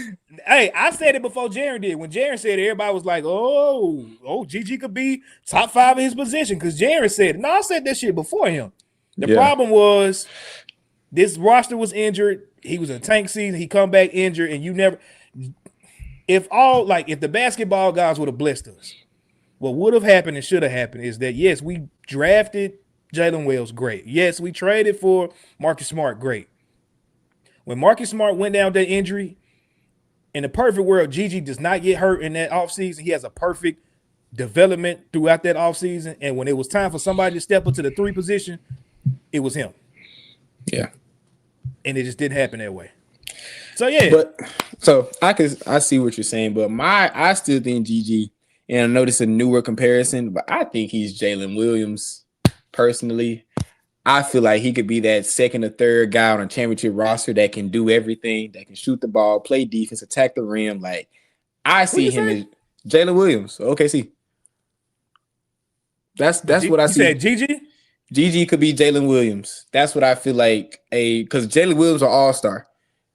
I think Gigi can be a lower tier all-star. That's what I still. If the front office galvanized him, he has all the. If you look at Jalen Williams and Gigi Jackson, their skill sets are very similar. If you really look at them as basketball players, they're similar size. Gigi may be a little bit taller.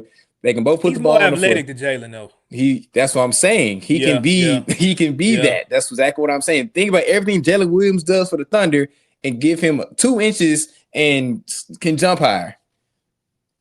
That's what I see Gigi as being. And I feel like this is showing if he can do that on a competitive basketball team with a front office that galvanizes him, I still think Gigi, whoever the best player is, we still, because let's say Ja Morant ain't here.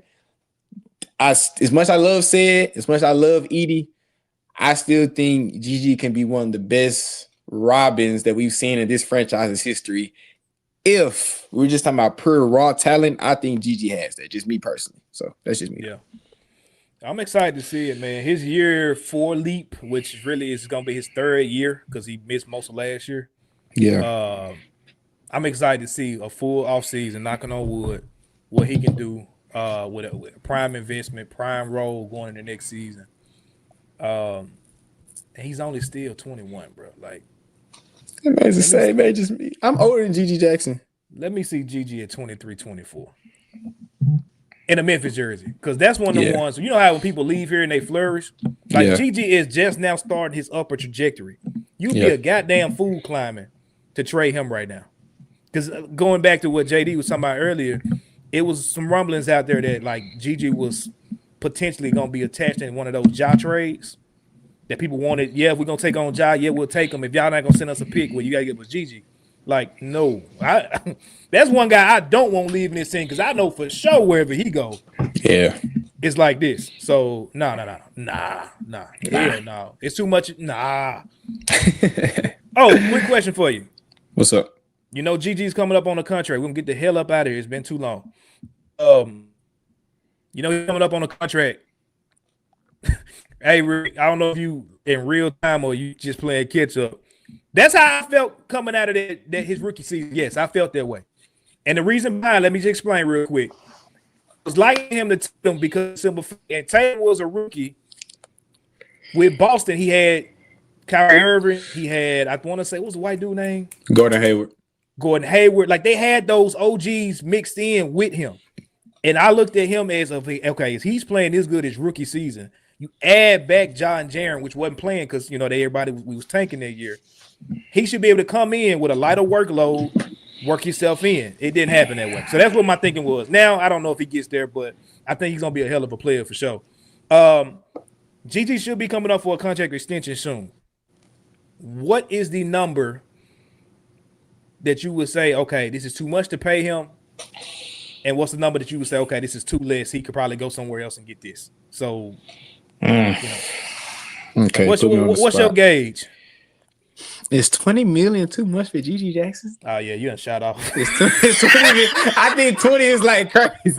I think 20 be like max. Like 20 will be my max. Like, man, 20 million. Y'all dumb ain't getting that. Goddamn. I think 20 is like my max. And like, okay, like, y'all doing a little bit too much. Like, that's the first number that came to my mind is like a too much. So 20 would be my max. What would be my minimum? I want to say 10 to 12. That's probably what I would say, 10, 12 a year. If you really if you really believe him, like, I'm not going above 15 to 20. We going a little too crazy in my opinion. Anywhere between 10 and 14 million for 3 years. Is that per year or the entire thing, JD? Let me know. I'm assuming he means per year because that's like that's like it's like $5 million a year. $5 million a year. Like, GD gonna be going on pennies, bro. Man. But yeah, I think 13 million is my number. 13 million a year. 12 to 14, but 13 is my number for about 3 years. 4th year option, player option if you want to re-up. Yeah, that's what I'm saying. I want to say there's more than Ty. Ugh. How much is Ty getting? I think Ty he on like a $9 million a year. I think for 3 years, like a 27 for 3 years. But Ty thought we was gonna be competing for a championship, so I understand. Ty let me look up Ty's contract real quick for you. JD said per year for GG, the 14.5.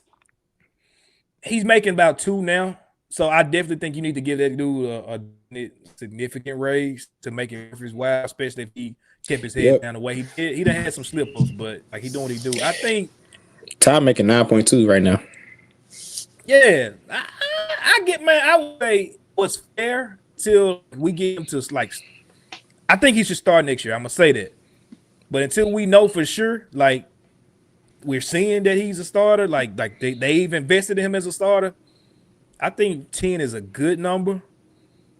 If they have given him the green light, okay, you know what, we plan on starting you next year because what we see. I can see about that 15 being the cutoff for me. Like 15 mil a year, 3 year, $45 million deal with a player option or a team option after that. I can see that. I don't hate that. The problem with that is he ball out, boy. The extension after that is gonna get pricey. then we gotta pay Sid after that too. Ooh, Sid, Edie, hopefully a AJ or something, you know. Oh, then we gonna be a real. That's gonna be. We'll worry about that down. Let's get everybody in the building first, and then we'll figure out everything else afterwards. Yeah, that's facts. Yeah. Well, man, it's been a good conversation, a good episode, man. If I didn't, make sure I go back and watch that first. I want to say 20 minutes of it, man. Definitely want y'all to this week prioritize your mental health, prioritize your happiness, prioritize your peace. We said at the end of every episode, man, do something that makes you happy, makes you feel good, and put a smile on your face, because that's the most important thing. So make sure y'all do that this week. I ain't got nothing with FanDuel this week, bro. You got something? I can find something real quick. Yeah, I could do something quick. If you want to bet on the Tankathon, which is the Grizz game, the Grizz are actually favored in this game. They were a 2.5 point favorite. The money line is 112. So yeah, if you want to take that, I'm not a betting man, but if you want to take that, I would take that because I have a sneaky suspicion that the Kings would tank better than us. So yeah, because the Kings are like very good at tanking. So yeah. That's what I would say. I don't want them to win. Well, I do want them to win, but all things considered, it's not going to help us in the long run. So, yeah, bet on the Grizz if you want to. If you want to make a little money tonight, I'm going to say the Houston Kansas game, which I can't wait to come on. Like I said, it's gonna be crazy. Yeah, I may dibble and dabble with the Grizz, but when they come on, I'm cutting that shit off. Hopefully, nobody else get to fighting. I would hit the over on the total number. That game is set at 30.5. So between the two teams, they score more than 138 points. You win. That's pretty good. Basically, double your money at -115. Go ahead and smash that. I'm gonna definitely go ahead and throw that in there myself. I think it's gonna be a good game, man. Houston, DP is playing tonight. Darren Peterson is playing. From everything that I've seen, so. Yeah, should be some good basketball on tonight, man. Y'all make sure y'all tap in. Definitely so. For sure. Well, look, man, I'm gonna say it again this week, so y'all antennas can hear it. Do something that makes you happy, that makes you feel good, that puts a smile on your face. That's the most important thing. Yep. We'll be back next week to discuss whatever we see going on with the Grizz. Maybe we do some more crazy tanking shit. I don't know. We'll talk about it. But y'all be back here next week, man, on the No Bluffin Podcast. As we always say, go Grizz. Go Grizz. Thank you for listening to this episode of the No Bluffing Podcast. If you enjoyed this episode, like and subscribe to Bluff City Media's YouTube page. For comprehensive coverage of all things Memphis sports, head over to www.bluffcitymedia.co and find out how you can become an insider. We will see you back here next week.